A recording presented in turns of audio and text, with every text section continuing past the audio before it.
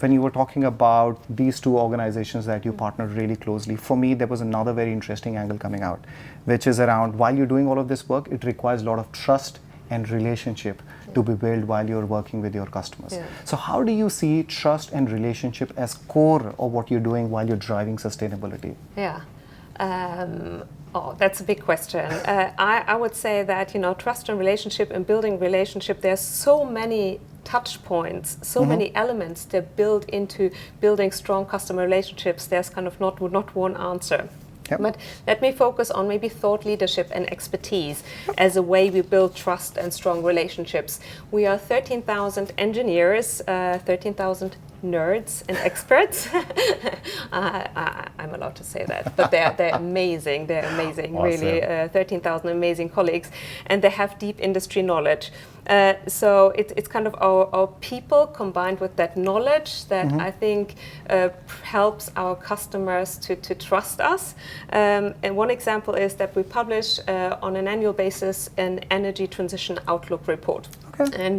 And our customers take this report to take informed business decisions. So for us, it's a way to have a good dialogue with the customers. They have the right, content and kind of that helping the customer, building relationships through expertise and knowledge. I think it makes a strong customer relationship. All right. As we spoke about trust and relationship, how is relationship as a core KPI in your organization? Do you have a way to track that? How do you do that? Yeah, that's a good question. First of all, our company's vision is to be a trusted voice to tackle global transformations. Okay. That means really to be a trusted advisor to our customers, helping them in their global transformations. And that vision puts the customer relationship really at the heart of our strategy. So we have different ways of measuring it. We have customer satisfaction surveys. We've developed a customer relationship strength score, and we also measure through brand survey the overall kind of strength of the relationships. So there's different ways to measure, but overall, what I think we were quite positively surprised about was that even though we all went through a pandemic where you could see customers much less than before, those scores have gone up. So it actually means that we've been able to manage to build relationships also through, digital means.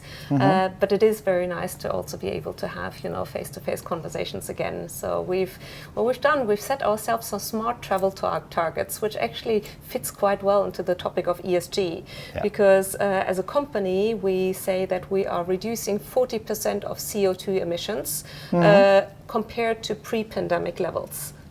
Which means that when I'm talking to our sales guys, I say, imagine you usually meeting a customer 3 times.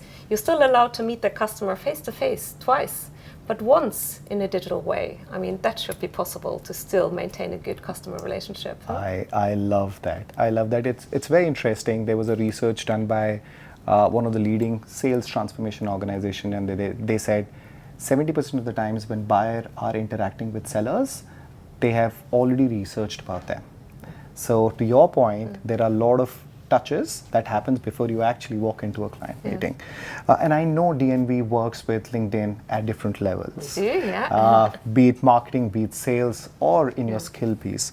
Would you want to share your experience while you're working on LinkedIn, and how does that fit into your relationship strategy?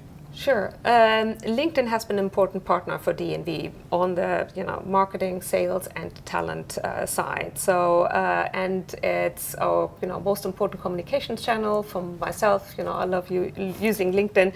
So but in terms of LinkedIn Sales Solutions has been supporting our sales and marketing teams very much in identifying stakeholders. I think this is a very good tool to engage with the right stakeholders at the right time with the right messaging. It also provides us with deep insights on both the buyer and the company, and this allows our consultants and experts to build trust and credibility. And at the end, let me share an example. I mentioned the energy transition outlook before, and this is kind of like our Bible. 350 pages of research. So over the past 7 years, we have built up very good ways of pushing it to the right target audience. And LinkedIn has been a key tool for us to do that. So we've actually managed to inform our customers about this new report through LinkedIn as communications channel, and managed to now pass the 150,000 download mark per year, Wow. which is really a lot for a research report of DNV. Thank you so much for sharing this, and this is overwhelming because it gives us a value saying, this is helping you. So thank you so much for sharing it. With that, it was an amazing conversation to have with you. Look forward to these conversations again. Thank you Thanks. so much.